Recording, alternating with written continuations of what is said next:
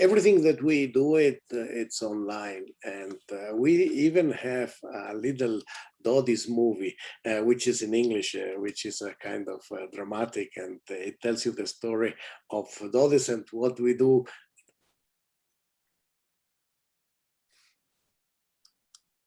So you can go there and look at the movie, and then you have the short story of it.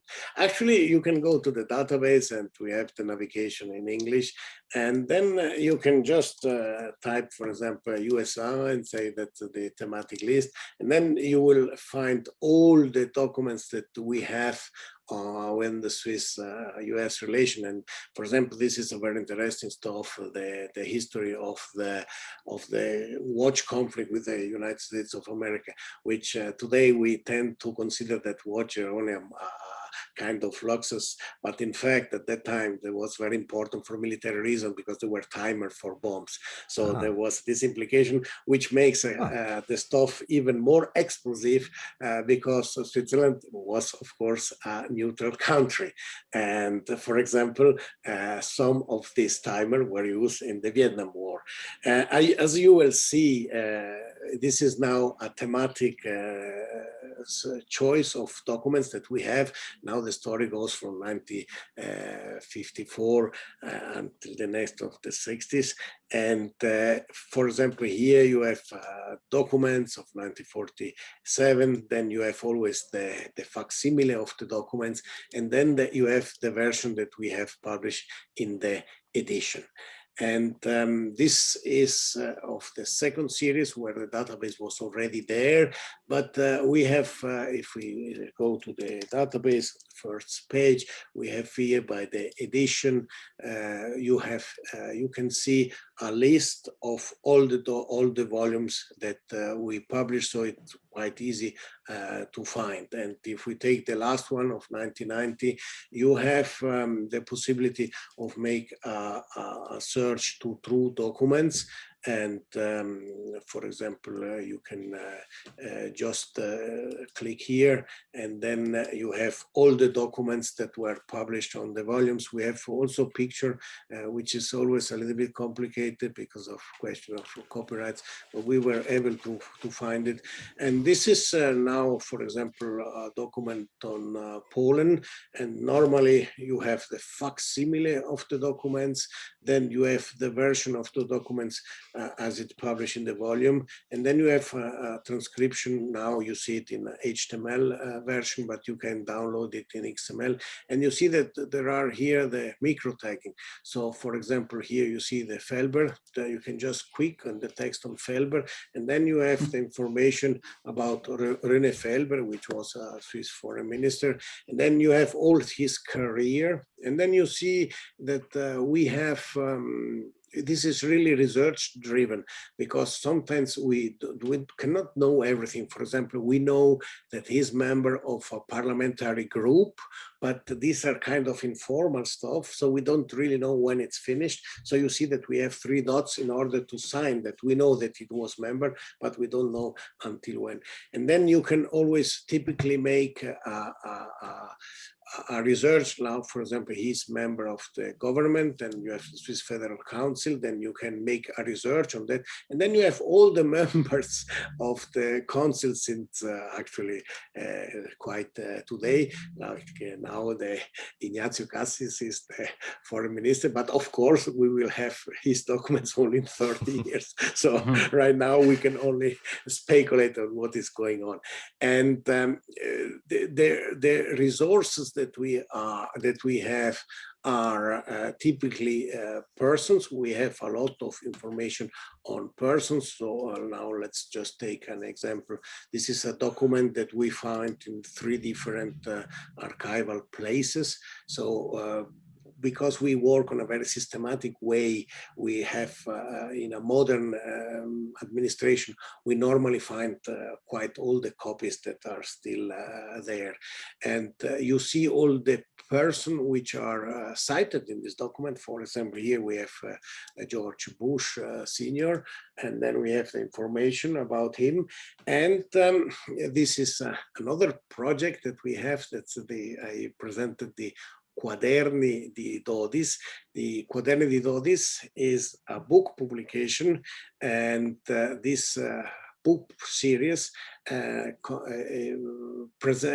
published historiographical works like PhD thesis, but also we can call it ad hoc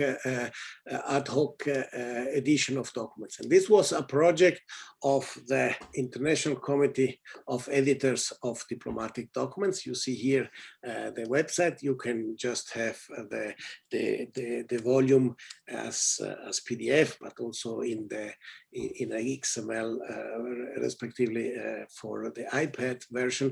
And you see 11 countries participate to that project. The idea was 2019, when the Conference of Editors of Diplomatic Documents took place in Berlin, to present to the German colleagues a selection of documents from other archives with a perception of the fall of the Berlin Wall. And these are the 11 countries who participate. And of course, the documents are in several languages. So you will typically find our text, and we tell the story, and then you have the link, and as I told you, it's the continuation of the database with other means. So for example, now we have here documents of the Polish diplomatic archives, and of course we have an English translation, so you find that you can download, and here you would find the possibility to look it at in the printed edition, or you can download the PDF and look at everything. And then you have here links to the people. Of course, our database consists of about 60,000 biographical information, which is a lot, but of course the best data that we have is on the Swiss politician and Swiss diplomatic personnel. But you find, for example, here for this German diplomat, you find relevant information, and then the documents where he is quoted inside. So you can, one that you are inside, you really find a lot of other documents. And here you see already by the organization which are quoted, the enormity of information that we have there inside. So you can really go inside and navigate through quite 200 years of history. You can also find a lot of information now, for example, Adolf Hitler, going to even the stuff of the First World War and in the 20s. So it's, I think, much more than everybody would expect from Switzerland, and it could really be a good secondary sources for a lot of questions. You know, the problem is that Switzerland is often seen as not so relevant because it's geographically small, and because it's neutral, so it's not part of NATO, it's not part of the European integration in this mean, and so often in the historiographical narrative we are a bit absent. But in fact, the Swiss diplomats are good reporters of what is going on, and you see a little bit maybe a more neutral position in the analysis of the international relation. Here you see the network of the editors of diplomatic documents. We have here the list of the similar edition from Australia until the foreign relations of the United States. And spoken generally, internationally, there are three models.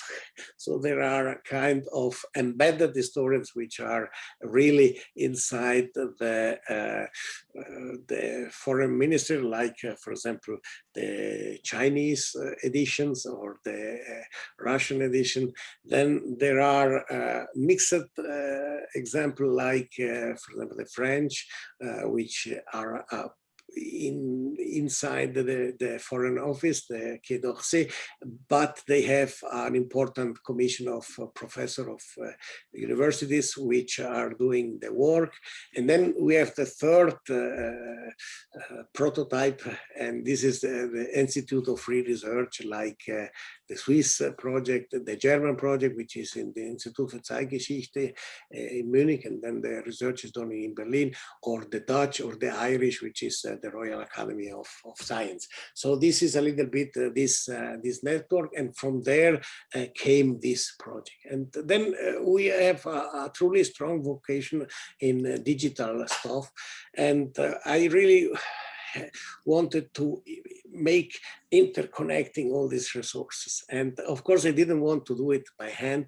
So we created this machine, which is called metagrid.ch, which is quite raffinate because we crawl other historical database, and then we try to match automatically historical resources. And this works for our partner completely automatically. Let's see an example. We started by Dodis. We have here John Bassett Moore, and we have some information in Dodis. Then we can click here and we have the League of Nations search engine. So we see that Professor Moore had these different roles in the international organization. And then you see here on the website of LONSI that they make links for metagrid.ch. And this is an API request on the fly on our server, which provides them with their information. And you see here, we have also information on VIAF, so biographical information of library. And then we have here a link to the Foreign Relations of the United States. And bank, we are here now on the website of the FRUS. And you see here, the FRUS have here links for metagrid.ch beta. Oh, great. So they also integrate also our API. And then you have the information and you see what he was his career. And you can go back to Dodis and you have the stuff. And then you are, for example, here, this is in the 20s. So the documents in the 20s were looking like that. So I think that we do an interesting job, and we try to be also innovative in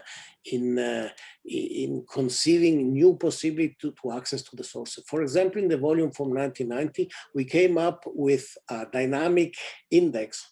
So you go there and you find the index of people that we have in the volume. So we have in the volume 1990, 551 person.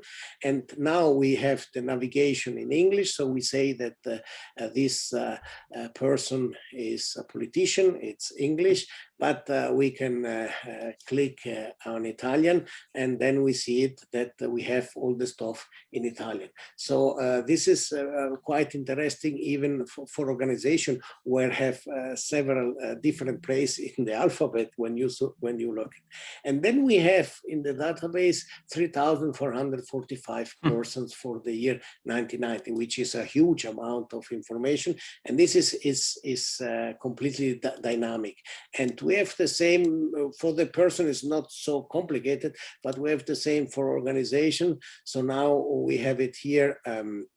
We have, for example, the African Development Bank, and then it depends if it has an original name, we keep it. But if you go down on the German version, you will see Afrikanische Entwicklungsfonds, etc. And then, for example, you can go there, and then we have some information about this organization, who was members. So. Yeah, it's a lot of work to put this everything together, and you see, it's not like a dictionary or an encyclopedia which is finished. It's a work in progress, and we still work on that. And every day that we do research, the database gets a little bit more full and more interconnected. It's pretty amazing. I love the term radical digital. I think that pretty speaks well to what you're putting together here. And you really do get a sense of the rabbit hole that you can get into as a researcher, just opening up, tab after tab after tab and following every thread possible. It's pretty remarkable. Yes, and at the beginning, 10 years ago, 12 years ago, when I was appointed director, I was a little bit afraid of doing this kind of stuff online. So I was doing that with screenshot on PowerPoint. But right now, I'm very confident. I just go live, and it's not prepared. So this was everything live, and just by chance, I just took documents by chance, and so you see what we can do.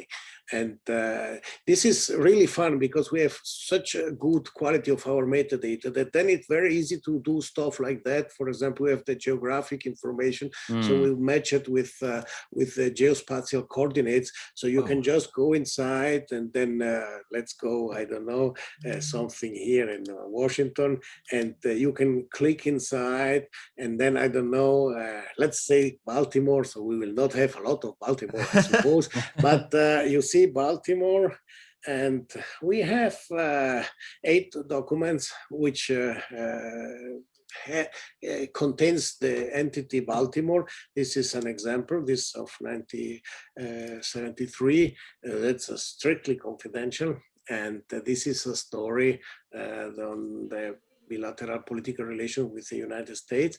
And then you will have here the version that we publish in the volume. And of course, you have always the links. And this is quite cool because you can really make a lot of interconnection between the stuff. So one, you got the good documents, then you can really start doing research. And of course, the idea is that we do basic research, and then we want that other researchers go further. So you can just start there, and then you have now the classification of the Swiss National Archive, and then you could just click there and go to the Swiss National Archive and watch the complete folder. So this is really the idea, that we create entries for further research. So this is our mission, and this makes a lot of fun.